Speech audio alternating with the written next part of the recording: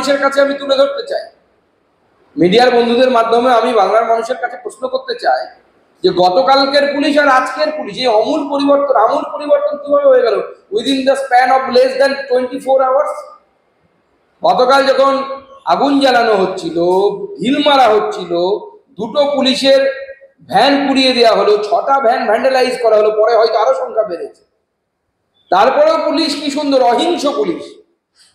আর এখন এই শিক্ষকরা যারা তারা চাকরি হারিয়েছেন তাদের কোনো দোষ নেই, মুখ্যমন্ত্রী নিজের চুরির লোভের জন্য তারা চাকরি হারিয়েছেন।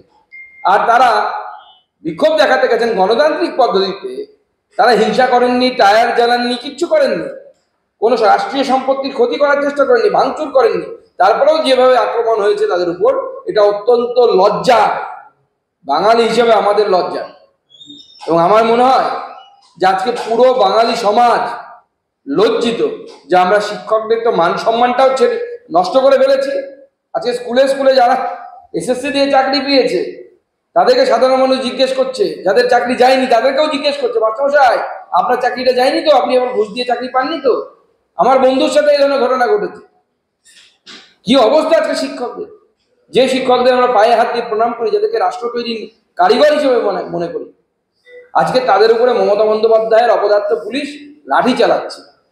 আর যে পুলিশ জঙ্গিদেরকে দেখলে, জিহাদিদেরকে দেখলে টেবিলের তলায় লুকিয়ে যায়, গর্তের মধ্যে ঢুকে পড়ে।